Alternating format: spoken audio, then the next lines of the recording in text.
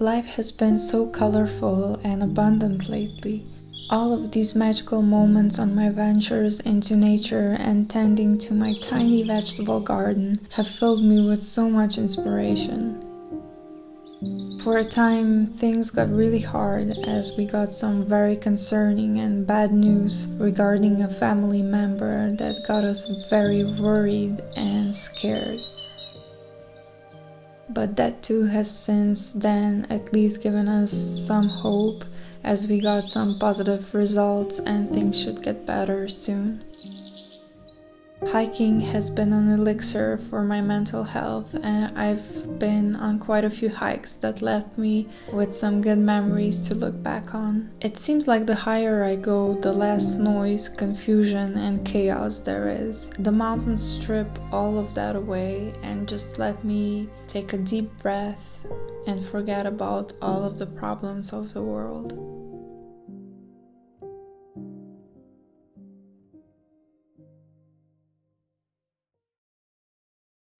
It's amazing how much more activity picks up once the season gets warmer. One of the first hikes with friends was with Dinah and Eva.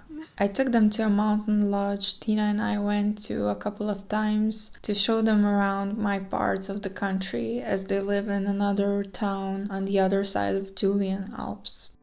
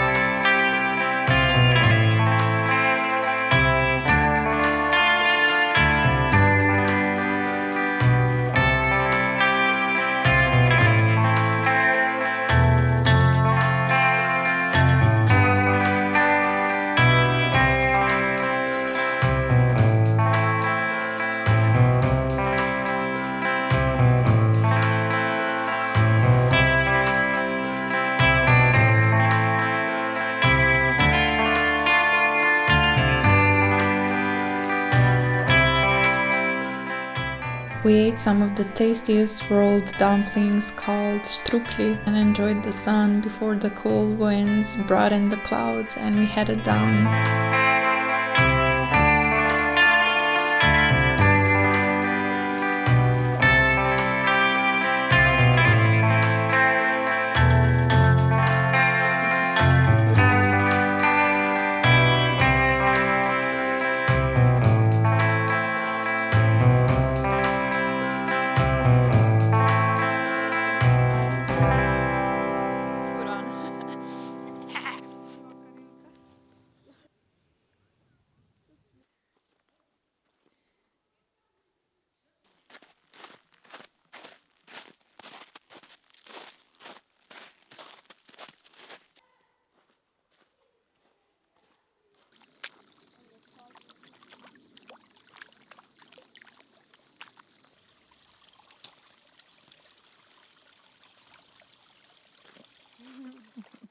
Down in the valley, the weather has been steadily warm, and on sunny days I couldn't bring myself to get inside before sundown. I transplanted a lot of things into the garden beds by this point, and the plants now had room to grow. Since I don't have anything in my beds yet, I've been having an ant problem in this bed right here, and I've been digging out holes from time to time and putting some diatomaceous earth on it so that they would go away. So far, I think it's working. They come back every so often, but I act quickly and then they go away again.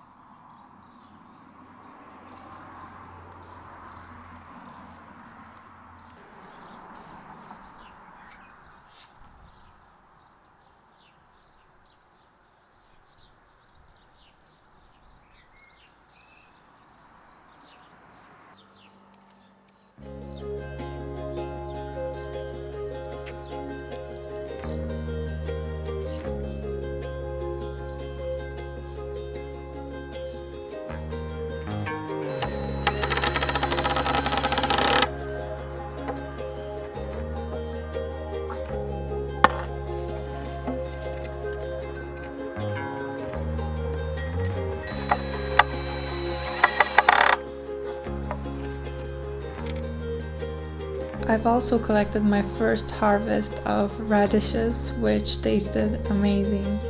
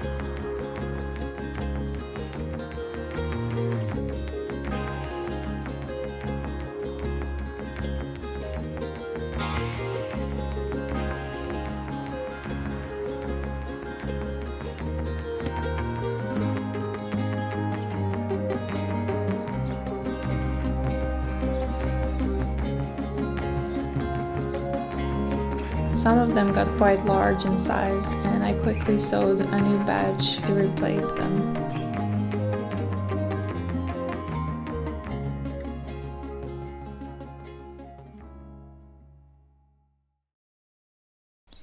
I've been trying to get back to some of my hobbies I put aside lately, like crocheting. I wanted to try out a new idea I saw online and make something small and useful.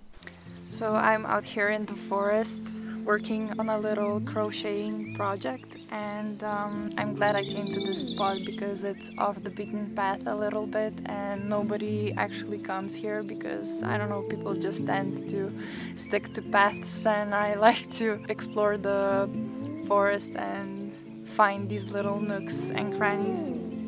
I actually got inspired by someone who made a crocheted cleaning sponge out of twine, and I thought I would recreate that. My twine actually is quite thin, so I think it would be a lot better if it was a bit thicker, but it's kind of turning out nicely. I'm gonna make it slightly bigger than this and maybe make two of these and sew them together so the sponge itself will have a little bit more thickness to it, and then I think it's gonna be really nice. I forgot how fun this is, you know. I don't really have the patience for crocheting and knitting. I learned how to crochet and knit in 2017, I think. And I learned like the basic stitches and patterns, and then quickly found out that I don't really have the patience for any bigger projects. So I think sticking to these smaller ones where I get like instant gratification is the key to me continuing on this craft.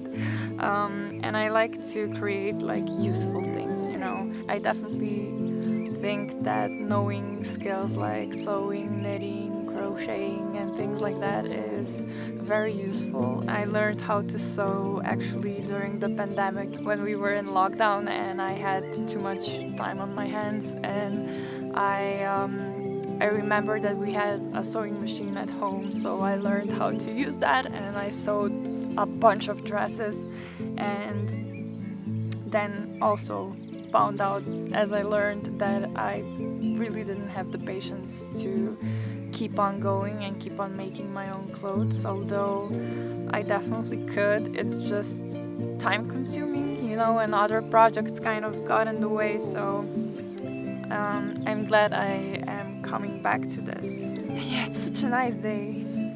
Yesterday it was raining and it's nice to feel the sun on my face. I've had a few days off, so yeah, it feels pretty good. I found some resin dripping down this pine tree, and I took a little bit of it to make a salve that I've been making because it's really good for any wounds that you have, and it's been very effective. So you shouldn't take too much because this is the tree's natural defense against the bark beetle. So I just took like the excess off. I should definitely remember to take some containers with me next time, because I always end up just not having anywhere to put things I find, and yeah, my hands are very sticky now, so I just put it between two leaves. Hopefully that will keep it safe.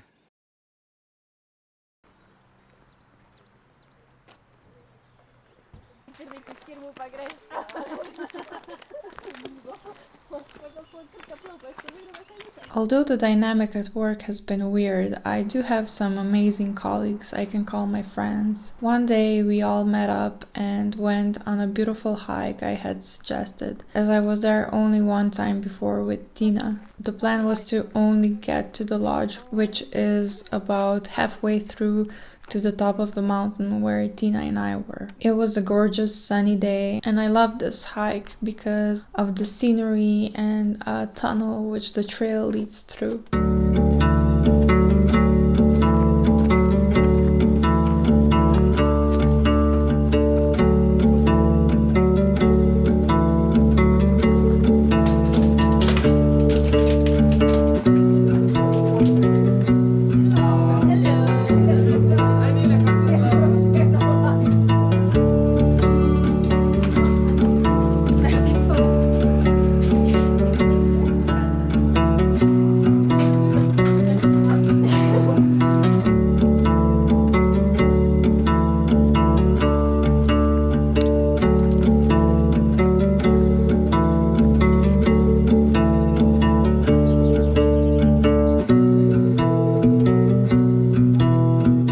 We sat down for lunch at the lodge and had a traditional Slovenian meal of sour milk and buckwheat crumble that I absolutely love.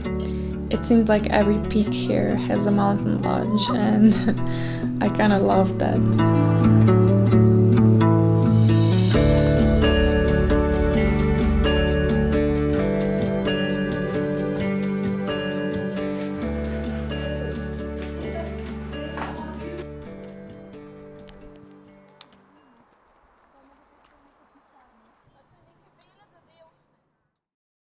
I feel like I definitely made most of every sunny day, and one Friday evening my partner and I met up with Tina and we went out for a pint of local craft beer.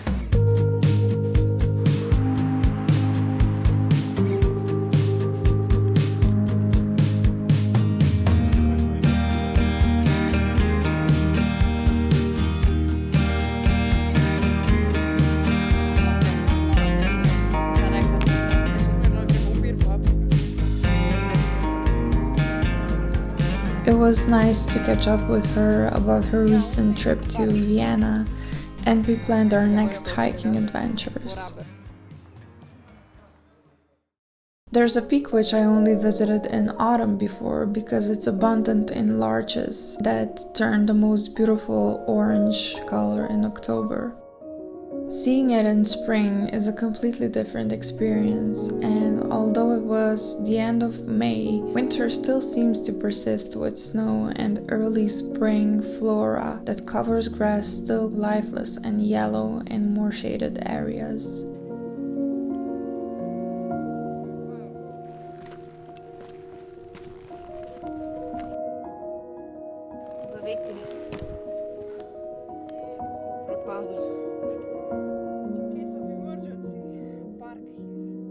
The view up there is always nothing short of spectacular, and the rolling fog at the highest peaks, in contrast with hints of green between the snow, displays a magical dance of the Alps. As it was Friday afternoon that day, we were the only people on that trail, which just added to the magic.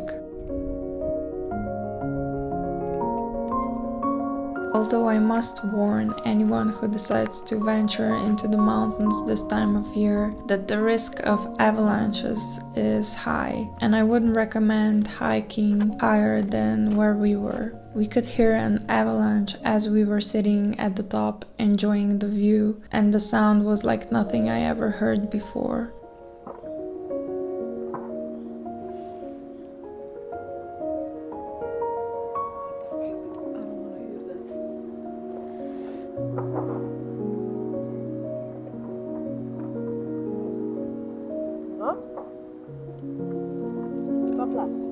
Julian Alps are a treasure, and I have a long list of peaks I want to hike that my feet haven't yet touched. Hiking will truly change your life for the better, and I don't exactly know when and what made me start climbing mountains frequently, but the more I did, the more connected and grounded I felt. The energy shifts, and when you're hit with silence and the pristine, untouched nature, there is little that could add to those special moments. Clarity and peace of mind. That's what I would describe hiking as.